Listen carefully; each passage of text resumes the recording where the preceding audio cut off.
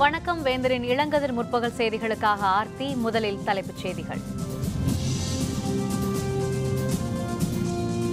மருத்துவமனையில் முதல்வர் ஜெயலலிதா நலம், நாளை இல்லம் திரும்புவார் என எதிர்பார்ப்பு.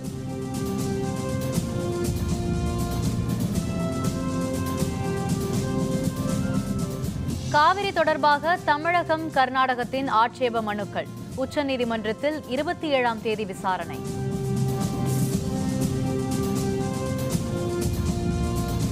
மௌலிவாக்கம் கட்டட இடிப்பு ஒத்திவைப்பு, இடிக்கும் நாள் பின்னர் அறிவிக்கப்படும் என தகவல்.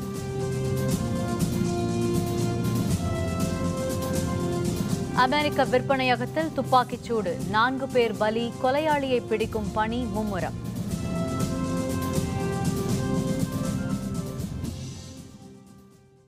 சென்னையில் தனியார் மருத்துவமனையில் அனுமதிக்கப்பட்டுள்ள முதல்வர் ஜெயலலிதா நலமாக இருக்கிறார். அநேகமாக நாளை இல்லம் திரும்புவார் என எதிர்பார்க்கப்படுகிறது. முதல்வர் ஜெயலலிதா காய்ச்சல் காரணமாக கடந்த வியாழக்கிழமை இரவு சென்னையில் உள்ள தனியார் மருத்துவமனையில் அனுமதிக்கப்பட்டார்.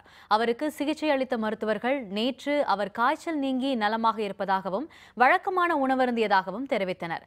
இந்த நிலையில் முழு நலமடைந்த போதிலும் மருத்துவர்களின் அறிவுரைப்படி முதல்வர் ஜெயலலிதா இன்று 2வது நாளாக மருத்துவமனையில் ஓய்வில் உள்ளார். இதன் காரணமாக இன்றும் ஏராளமான அதிமுகவினர் மருத்துவமனை வளாகத்தில் திரண்டிருக்கின்றனர். மக்களவை துணைத் தலைவர் தம்பிதுரை, அமைச்சர்கள் ஓ பன்னீர்செல்வம், செல்லூர் ராஜு உள்ளிட்டவர்கள் இன்று மருத்துவமனைக்கு வந்திருந்தனர்.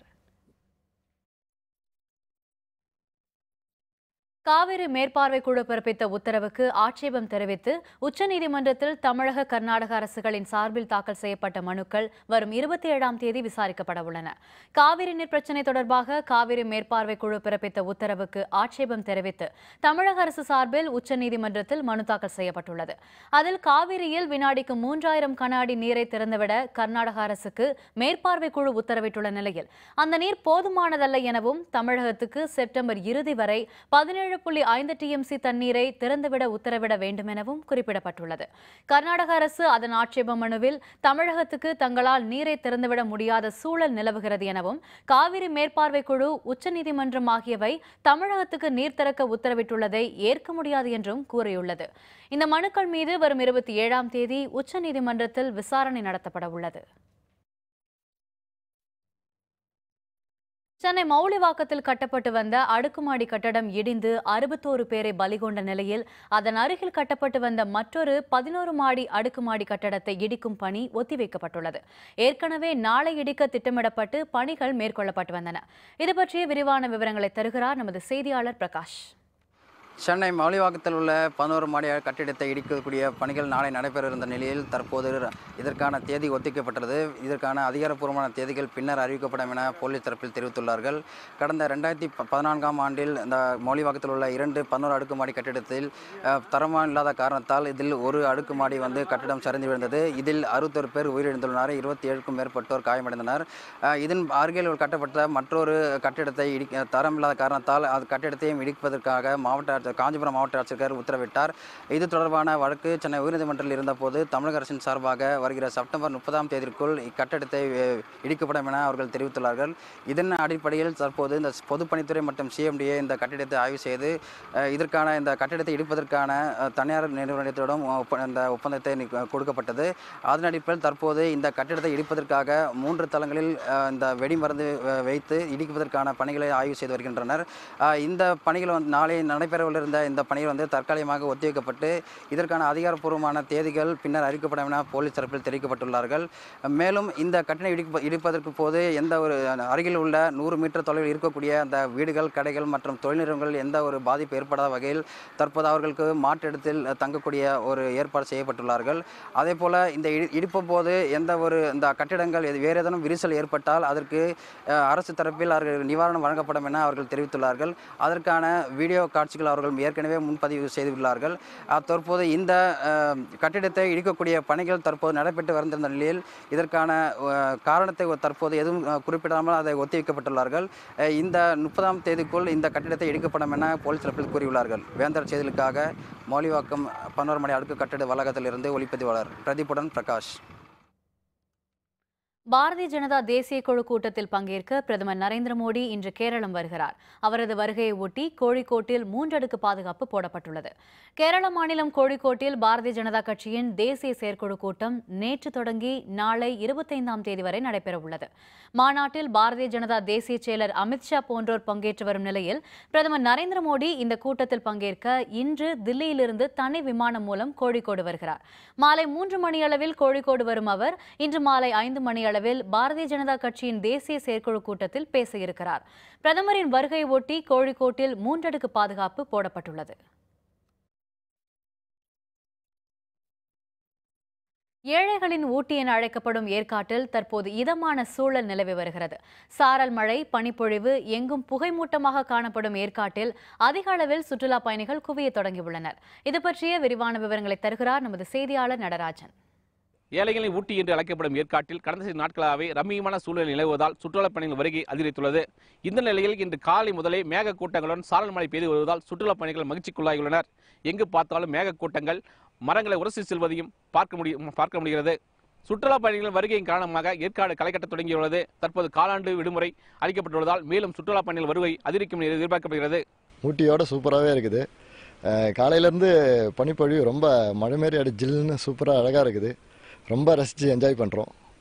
நல்லாவே இருக்க ஏற்காடு. ரொம்ப நாள் கழிச்சு இப்போ தான் ஃபஸ்ட்டு வரோம் ஏற்காடுக்கு. நல்லா இருக்குது.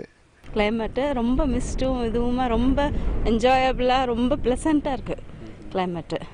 சென்னையில் இருந்து சூடு அனுபவிச்சுட்டு இங்கே வரைச்ச ரொம்ப நல்லாவும் இருக்குது, பீஸ்ஃபுல்லாகவும் இருக்குது. ஏற்காடு சுற்றி பார்க்கலான்னு வந்தோம். 2 நாள் டூரிஸ்ட் வந்தோம். ஆனால் இந்த அளவுக்கு எதிர்பார்க்கல. ரொம்ப சூப்பராக அழகாக இருக்குது. காலையில் நல்லா பனி பொழிவாக இருந்தது. இப்போ நல்லா சாரல் மழை அழகாக இருக்குது. ரொம்ப அழகாக இருக்குது. ரொம்ப என்ஜாய் பண்ணிகிட்டு இருக்கோம்.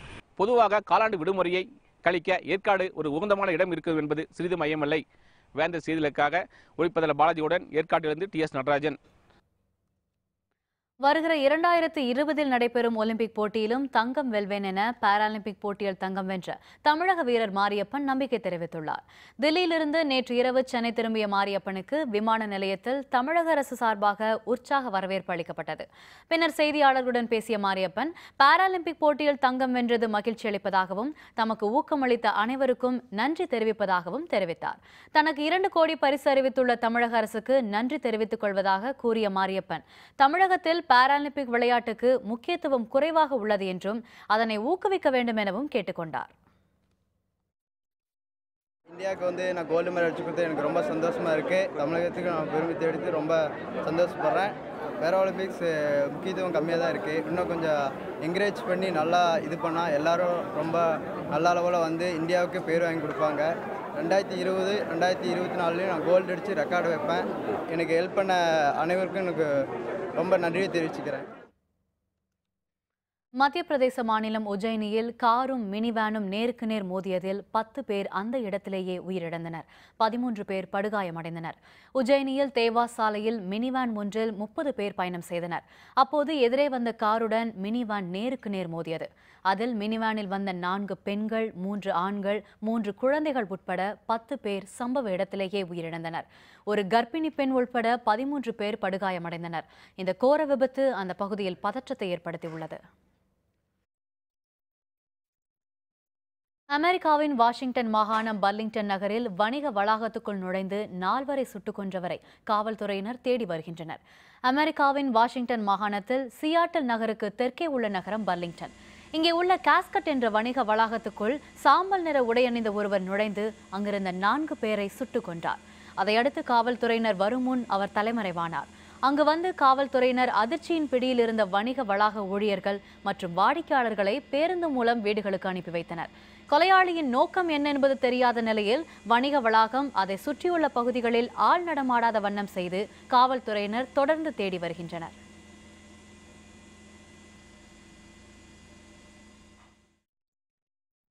கோவையில் மத நல்லிணக்க குழு அமைக்க வேண்டும். ஆட்சியரிடம் அரசியல் கட்சியினர் வலியுறுத்தல். விவரம் விளம்பர இடைவேளைக்கு பிறகு.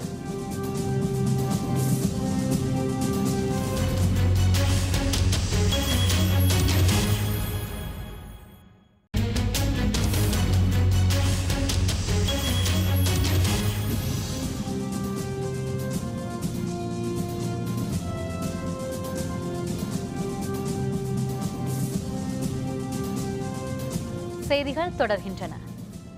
மதுரை மாவட்டம் உசிலம்பட்டியில் கிடப்பில் போடப்பட்டுள்ள 58ஆம் கால்வாய் திட்டத்தை நிறைவேற்ற கோரி விவசாயிகள் ஆர்ப்பாட்டத்தில் ஈடுபட்டனர். உசிலம்பட்டி பகுதியில் 58ஆம் கால்வாய் திட்டப் பணிகளுக்காக இதுவரை 4 கோடி ரூபாய் செலவு செய்யப்பட்டுள்ளது. ஆனால் நிதி ஒதுக்கீடு செய்தும் பல ஆண்டுகளாக இந்த திட்டம் கிடப்பில் போடப்பட்டுள்ளது. இந்த கால்வாய் திட்டத்தை நிறைவேற்ற கோரி நேதாஜி சேனை மற்றும் 58ஆம் கால்வாய் பாசன விவசாயிகள் சங்கம் சார்பில் பழங்காநத்தம் பகுதியில் ஆர்ப்பாட்டம் நடைபெற்றது. போர்க்கால அடிப்படையில் இத்திட்டத்தை நிறைவேற்ற வேண்டும் என தமிழக அரசுக்கு விவசாயிகள் கோரிக்கை விடுத்துள்ளனர். இந்த திட்டம் தேவையற்ற காலதாமதத்தாலும் எங்களது பகுதி விவசாயிகளை வஞ்சித்துக் கொண்டிருக்கிறது.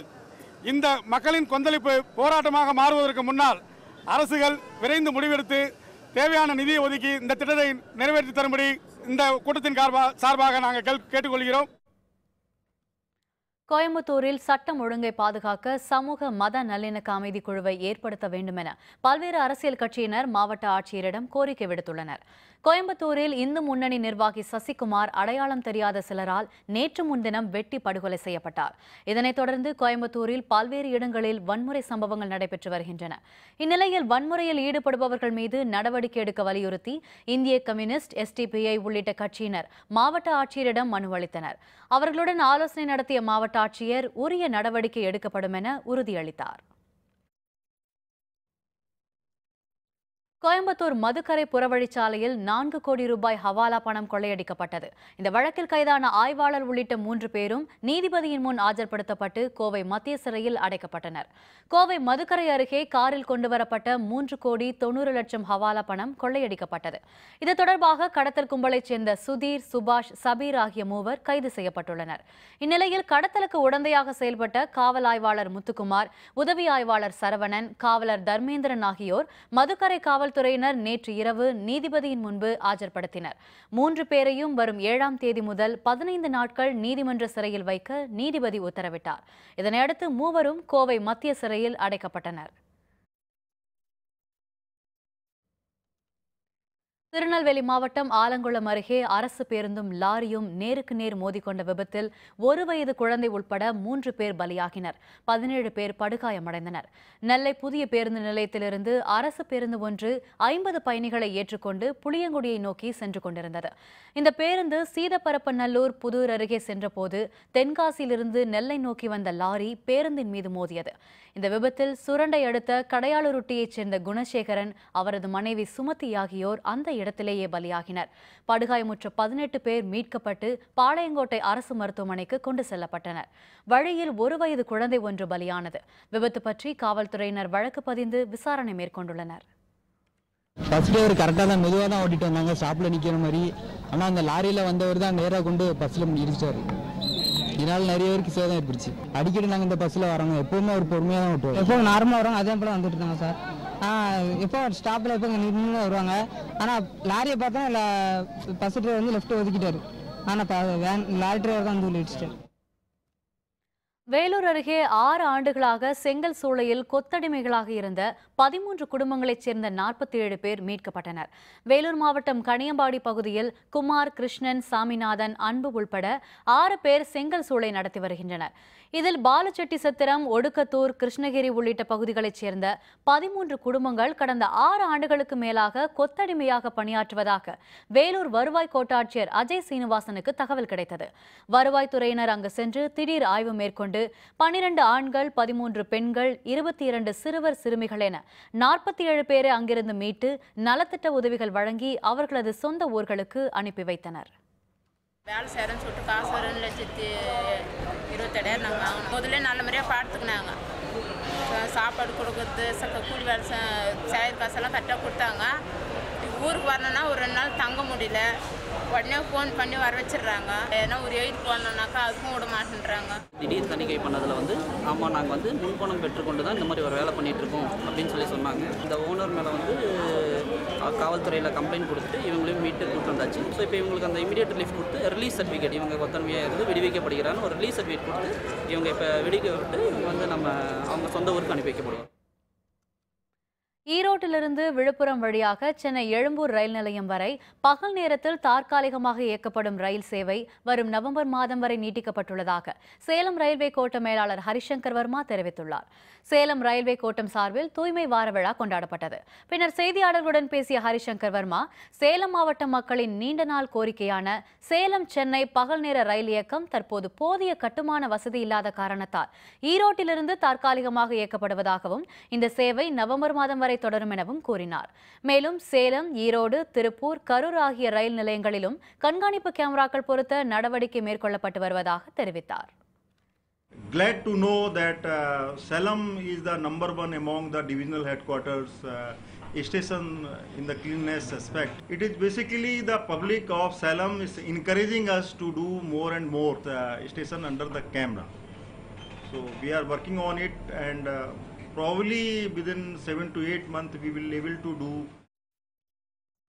திருக்கழுக்குன்றம் அரசு பொது மருத்துவமனையில் நள்ளிரவில் பெண் வேடத்தில் புகுந்து ஒருவர் நடமாடியதால் பெண் ஊழியர்கள் அச்சமடைந்துள்ளனர்.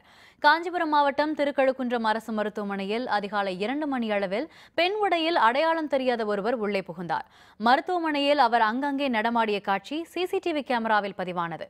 ஊழியர்கள் அவரை கண்டு கூச்சலிட்ட போது அந்த நபர் தப்பி ஓடினார்.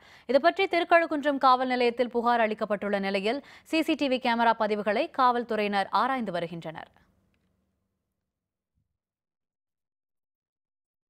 சத்தியமங்கலத்தில் உள்ள பவானிசாகர் அணையில் நீர்மட்டம் குறைந்துள்ளதால் வெளிநாட்டு பறவைகள் அதிக அளவில் குவிய தொடங்கியுள்ளன.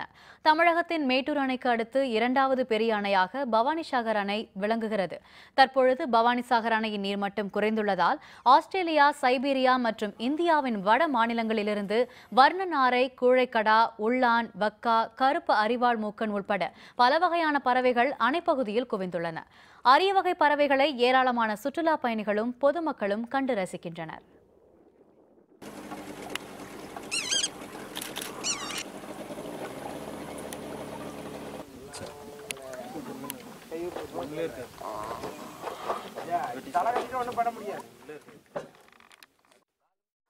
விவசாயம் இந்த நீர்த்தேக்க பகுதியில் பார்த்தா தண்ணி குறையும் போது பார்த்தா நிறைய பறவைகள் எல்லாம் வெளிநாட்டிலேருந்துமே உள்ளூர்லேருந்துமே நிறைய பறவைகள் வரும். இந்த பறவைகள் வந்து பார்க்க வித்தியாசமாக இருக்குது. அதனால் இந்த வித்தியாசமான பறவைகள் இங்கே வருதுன்னு வந்து பார்க்கும்போது நல்ல மகிழ்ச்சியாக இருக்குது எங்களுக்கு. பறவைகள் மட்டுமில்லை, சாயந்தரம் யானை, மானு, நிறைய மிருகங்களும் வரும். மேற்கு தொடர்ச்சி மலையில் அடிவாரத்தில் இருக்கிறதுனால இங்கேருந்து நிறைய பறவைகள் இனப்பெருக்கத்துக்காக வெளிநாட்டிலிருந்தும், அதாவது வட இந்தியாவிலிருந்து நிறைய பறவைகள் வருது. அந்த சீசனில் மட்டும் வருது, அப்போ சீசன் முடிஞ்சா போயிடுது. யாருக்கும் தொந்தரவு இல்லை, எந்த தோட்டத்துக்காரருக்கோ எந்த இதுக்கோ தொந்தரவு இல்லை. பட் அழகான ஒரு சுற்றுலா மாதிரி அமைதியான இடம் அந்த மாதிரி இருக்கிறதுனால நிறைய அனிமல்ஸ் எல்லாம் வரதுனால பேர்ட்ஸும் சேர்ந்து நல்லா இருக்கு.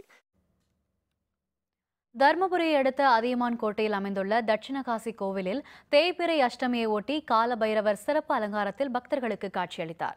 காசிக்கு அடுத்தபடியாக காலபைரவருக்கென தனி கோவில் தர்மபுரியை அடுத்த அதியமான் கோட்டையில் மட்டுமே அமைந்துள்ளது. காசிக்கு செல்ல முடியாதவர்கள் அதியமான் கோட்டையில் உள்ள பைரவர் கோவிலில் வந்து பிரார்த்தனை செய்வது வழக்கம். தேய்பிறை நாட்களில் இந்த கோவிலில் சிறப்பு பூஜைகள் நடைபெறும்.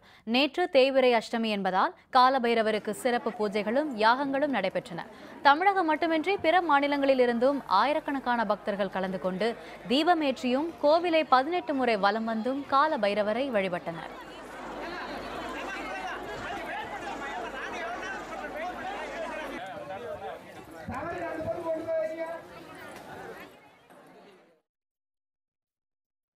இந்தியாவுடன் 3வது நாள் டெஸ்ட் போட்டி 4 விக்கெட்டுகளை இழந்தது நியூசிலாந்து அணி. விவரம் விளம்பர இடைவேளைக்கு பிறகு.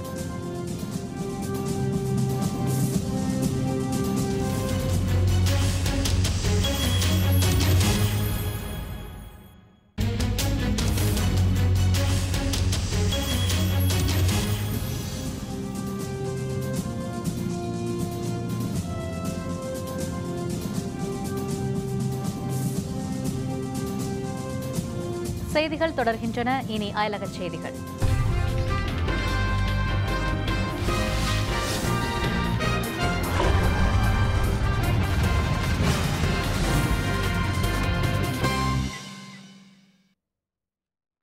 கொலம்பியா உள்நாட்டு போரை முடிவுக்கு கொண்டு வரும் அமைதி ஒப்பந்தத்துக்கு ஃபார்க் போராளி இயக்கத்தினர் ஒருமனதாக ஒப்புதல் அளித்துள்ளனர். தென் அமெரிக்க நாடான கொலம்பியாவில் ராணுவத்துக்கும் ஃபார்க் போராளி இயக்கத்துக்கும் கடந்த 50 ஆண்டுகளாக உள்நாட்டு போர் நடந்து வந்தது. 1 லட்சம் பேர் இந்த போரில் பலியாகி உள்ளனர். இந்நிலையில் கியூபாவின் தலைநகரமான ஹவானாவில் 4 ஆண்டுகளாக நடந்த அமைதி பேச்சுக்கு பின் தற்போது அமைதி ஒப்பந்தத்தில் இரு தரப்பினரும் கையெழுத்திட்டுள்ளனர். இந்நிலையில் கொலம்பியாவின் தென்பகுதியில் உள்ள யாரி சமவெளியில் கூடிய ஃபார்க் போராளி இயக்கத்தினர் அமைதி ஒப்பந்தத்துக்கு முழு ஒப்புதலை அளித்துள்ளனர். ஒப்பந்தம் குறித்து கொலம்பியாவில் வரும் அக்டோபர் 2ஆம் தேதி கருத்து கணிப்பு நடைபெற உள்ளது.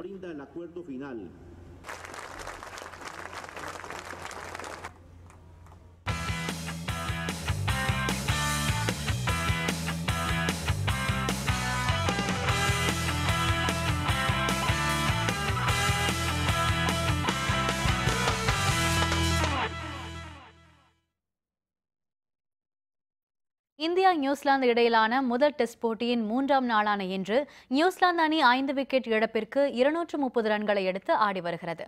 இந்தியா நியூசிலாந்து இடையிலான 3 போட்டிகள் கொண்ட டெஸ்ட் கிரிக்கெட் தொடரின் முதல் போட்டி கான்பூரில் நேற்று முன்தினம் தொடங்கியது. இது இந்திய அணியின் 500வது டெஸ்ட் போட்டி என்ற நிலையில் முதல் இன்னிங்ஸில் இந்திய அணி 97 ஓவர்களுக்கு அனைத்து விக்கெட்டுகளையும் இழந்து 318 ரன்களை எடுத்திருந்தது. பின்னர் பேட்டிங்கை தொடங்கிய நியூசிலாந்து அணியின் மார்டின் கப்தில் அவுட் ஆன நிலையில் டாம் லாத்தம், கேன் வில்லியம்சன் ஆகியோர் ஆட்டத்தை தொடர்ந்தனர். இன்றும் நியூசிலாந்து அணியின் ஆட்டம் தொடர்ந்துள்ள நிலையில் சற்று முன் வரை 83 ஓவர்களுக்கு 5 விக்கெட்டுகளை இழந்து நியூசிலாந்து அணி 230 ரன்கள் எடுத்துள்ளது. For a fast bowler, he's a good athlete. That's a very good shot. And again off the back foot. That's 4 more. Applied, good shot. பாகிஸ்தானுடன் கிரிக்கெட் விளையாடும் பேச்சுக்கே இடமில்லை என இந்திய கிரிக்கெட் வாரிய தலைவர் அனுராக் தாக்கூர் தெரிவித்துள்ளார். கேரள மாநிலம் கோழிக்கோட்டில் செய்தியாளர்களுடன் பேசிய அவர் பாகிஸ்தான் தொடர்ந்து தீவிரவாதத்தை ஊக்குவித்து வருவதாக குற்றம் சாட்டினார். 18 இந்திய ராணுவ வீரர்கள் தீவிரவாதிகளால் கொல்லப்பட்ட நிலையில் அந்நாட்டுடன் கிரிக்கெட் விளையாடும் பேச்சுக்கே தற்போது இடமில்லை எனவும் அனுராக் தாக்கூர் குறிப்பிட்டார்.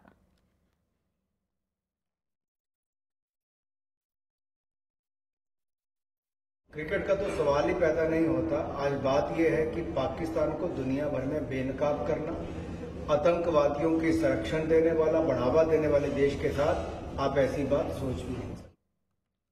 மீண்டும் தலைப்புச் செய்திகள். மருத்துவமனையில் முதல்வர் ஜெயலலிதா நலம், நாளை இல்லம் திரும்புவார் என எதிர்பார்ப்பு.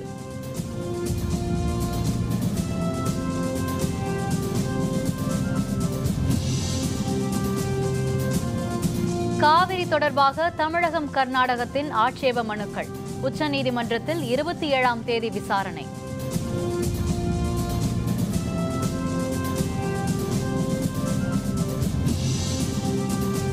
மௌலிவாக்கம் கட்டட இடிப்பு ஒத்திவைப்பு, இடிக்கும் நாள் பின்னர் அறிவிக்கப்படும் என தகவல்.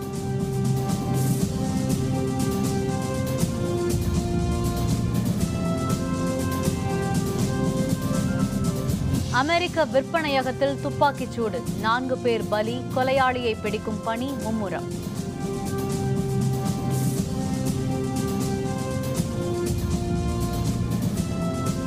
இத்துடன் வேந்தரின் இளங்கதிர் முற்பகல் செய்திகள் நிறைவடைந்தன. மீண்டும் பகல் 1:30 மணிக்கு வேந்தரின் உச்சிவேளை பகல் செய்திகளில் சந்திப்போம். வணக்கம்.